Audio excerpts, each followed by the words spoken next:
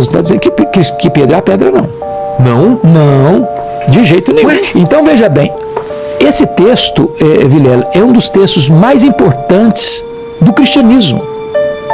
Porque da correta interpretação dele depende o futuro do cristianismo. Quem é esta pedra sobre a qual a igreja está edificada? Então tem 3 interpretações. Pedro. A primeira delas é que Pedro é a pedra. Eu sempre entendi assim. O catolicismo subscreve isso. Mais de 800 milhões de pessoas no mundo subscrevem esse pensamento.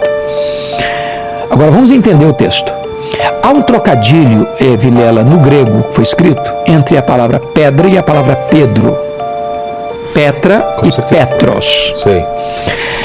Petros deriva de Petra e não Petra deriva de Petros. Petra é rocha, inabalável. Petros é fragmento de pedra arrancado de um maciço rochoso. Petra é uma metáfora usada apenas para Deus em toda a Bíblia, jamais para um homem. Então, o que Jesus está dizendo é o seguinte: eu também te digo que tu és um fragmento de pedra, mas sobre esta rocha, que sou eu, Ele está falando sobre ele? sobre ele, todo o contexto da passagem está falando de Jesus. Sobre esta rocha que sou eu, sobre esta pedra que sou eu, edificarei minha igreja. Mas tem mais. Pega comigo o contexto do pronome. O pronome. Esta e essa. Você sabe que em português tem diferença. Sim, esta é para alguma coisa próxima, essa para A mesma coisa em inglês. É a mesma. This e that. Tá. A mesma coisa do grego. This, that é uma coisa. Isso. Tá fora. Então, por exemplo, eu estou com a minha Bíblia aqui. Certo. Eu digo esta Bíblia. Se eu colocar minha Bíblia do lado de lá da mesa, Essa. e essa Bíblia. Exato. Se Jesus tivesse a intenção de dizer que Pedro era pedra, ele teria dito: eu também te digo que tu és Petros, e sobre essa pedra eu edificarei minha igreja. Mas não foi o que eu disse. Eu também te digo que tu és Petros, fragmento de pedra, mas sobre esta pedra, sobre esta rocha, eu edificarei minha igreja. Segunda interpretação é que a pedra é a declaração de Pedro.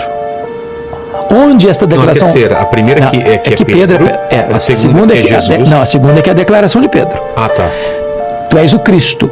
Onde esta declaração foi feita? Tu és o Cristo, Filho do Deus vivo. Aí a igreja está estabelecida. Mas na primeira ainda, só me lembrar uma frase importante em latim. Tá. A frase é essa: ubi Petrus ibi ecclesia. É uma frase em latim. Onde está Pedro? Aí está a igreja. Então, fechando a primeira linha. Segunda linha é a declaração de Pedro. Terceira linha, eu penso assim, e os cristãos, via de regra, pensam assim: Cristo é a pedra. Cristo é a pedra. Então, Jesus é o fundamento da igreja. É isso que o texto está dizendo. Paulo, concordando com isso, lá em 1 Coríntios 3,11, diz assim: ninguém pode lançar outro fundamento além daquele que já foi posto, o qual é Cristo Jesus. Faz muito mais sentido. Essa interpretação faz muito mais claro. O próprio Pedro, pregando lá no sermão em Jerusalém, disse que Cristo e não ele é a pedra sobre a qual a igreja está edificada. Ah, é? Pedro vai dizer isso. Na sua primeira carta, o Pedro vai reafirmar isso, que a pedra é Cristo. Paulo vai afirmar em 1 Coríntios 10,4 que Cristo é a pedra.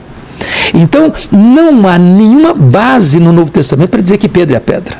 Então, Cristo é o fundamento da igreja, o dono da igreja, o edificador da igreja,